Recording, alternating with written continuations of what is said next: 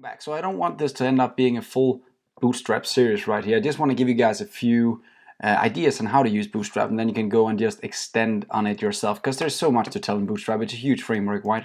So you have so many components that you need to work with. But I think if you're good at kind of splitting things up and saying, well, first of all, let's build the functionality, and then later on we can start adding some kind of UI specific look and feel. Now I picked this bootstrap look and feel. You can pick any one you want. So let's try and jump into the code. Now this is the old code we have right here. Let me just try and comment that back in to kind of show you the old code and how it looked. I'll just cut this and place it right below my container.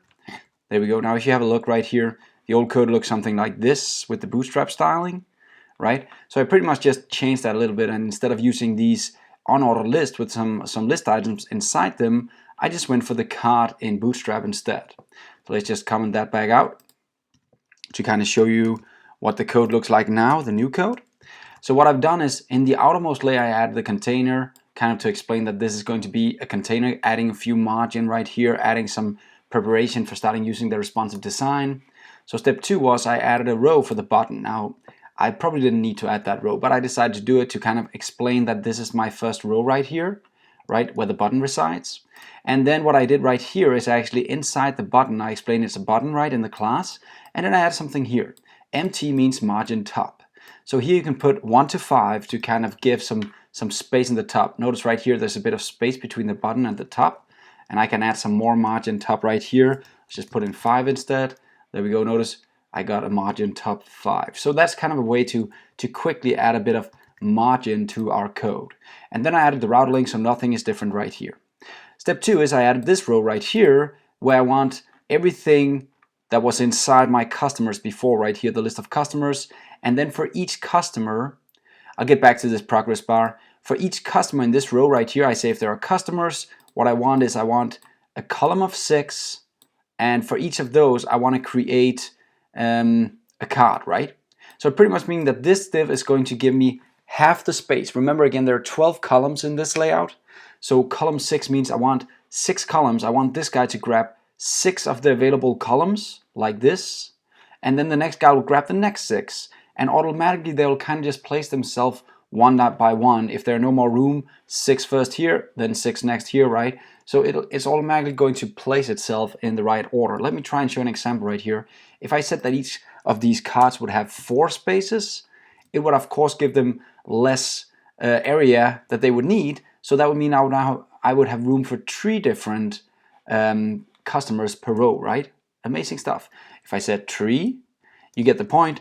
I would go down to only showing 4 actually, because now they only need that amount of space. So that's a pretty amazing way to kind of align your different items on a page, right?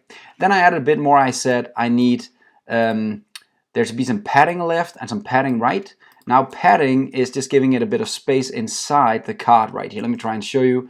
If I put in 2 here, 3 here instead, and 3 here, and I save this, you'll see what happens is they get more padding here. So there's more space in between the 2 cards, right?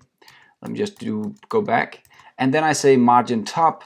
If I put in 3 here again, just to kind of show you, that'll give you some more margin in the top right here. Okay, so that's what I can use that for. Sweet. And then inside each div, I'm going to add a card. Now a card, if you go and check the Bootstrap documentation, you have a body, and you can add as many bodies as you want. And I just added the first body right here, and that pretty much just contains everything that my router did before down here with the single link, right? So that's what I put inside the card body, and that's this area you see right here. The next thing I did was I went in, I put some data inside the second body right here. I decided to put in the 2 buttons, and I pulled the text right inside that body. That pretty much means that it's going to try and align the buttons to the right inside that card. I know there's a lot of things going on right here because it is pretty hard to learn to do layout, and CSS is actually a very, very tough thing to learn. And that's why I feel a framework is pretty helpful, because you can find a lot of examples on how you need to write your code to kind of make cards like this. So let's have a look at the code right here, the single progress bar right here at line 5, what that's all about. Well, it's actually, if there's no customers yet, we need to we had the loading test before, you know, we had just an H3 or something that said loading like this. I thought that was kind of boring, so I tried to use the Bootstrap progress bar that they have available.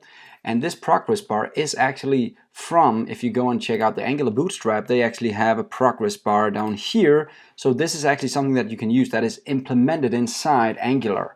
And notice right here is how you use it. So I pretty much just went and grabbed something like this to kind of see if I could figure out how to use this progress bar.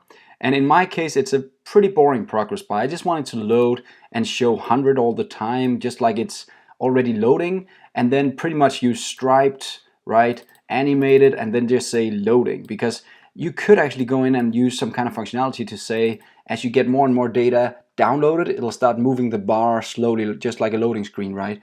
But I just wanted something that could just shine that I'm loading stuff right now. So if I do a refresh, you'll notice that it'll just show that small loading right there. Beep, beep. That's all you'll see, right? And that's pretty much what I've done right here by adding the progress bar and then again aligning it a little bit, trying to center it. Now here's something that's pretty amazing. I've said I want a margin in the top, a 5 margin, right? That pretty much means that I'm trying to place it just a bit lower than the top, right? And then I want to kind of give it 4 columns, right? So meaning that it has 4 of the 12 columns. And then here comes something pretty cool. I can add an offset. So I can say, if I just put this at 2 just to show you, I can say instead of starting at position 0, I want you to offset, so start at column 2 automatically. So notice that's why you see now it's moving into a bit more to the left of the page, right? But I can go back and say I want the offset to be 4 again, and then you'll see it be center lined. So pretty much meaning I'm giving the column 4, and I'm starting it at position 4, taking 4, and then 4 in the end not being used. Okay, so that's the offset. You can go and read that in the grid. And then I have some kind of padding right here I wanted to get rid of, because as default it had a bit of padding. I wanted to get rid of that. So that's kind of how we did the progress bar. So when we reload, you see this small progress loading. And I'm going to end it there with Bootstrap. I know there's so much more I could tell you guys, but I want you guys to just dive into Bootstrap yourself and try to have a look at some of the ways you can use the Bootstrap. And again, I think a good place to go is bootstrap.com. And if you're using NGX like I am, then go to NGX Bootstrap and have a look. And the final place to kind of figure out how you can make some great software is if you go in and you say Bootstrap snippets, because there you can actually get some help snippets. Let me just do a very quick example right here. Bootsnip.com. I think that's a pretty good page right here where they kind of give you some examples on how you can use. For instance, let's say I wanted to do something like this, some kind of crazy image right here. Now they explain some HTML for me. Let me just try and grab that. Boom. Jumping back to my code right here and just pasting it in right below just to show you guys an example. And then jumping back and grabbing the CSS. And I'm just going to grab pretty much all of this. There we go. I'm going to grab everything to do with this image that they built, right?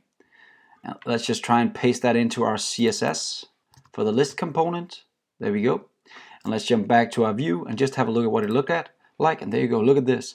It's that simple to kind of borrow some help from Bootstrap. So go and find whatever snippets you want to use with. If it starts getting too technical, where you start getting information like drop downs and some of the different things that belong inside the Bootstrap framework right here, like collapsible, like carousel, date picker, stuff like that, then you need to go here. But if you just look for the styling and the components, then go to, for instance, Bootsnip. There are a lot of others out there to kind of get some help building some great CSS and HTML. That's it for this lesson. See you next time where we'll jump into Materialize framework. Have fun.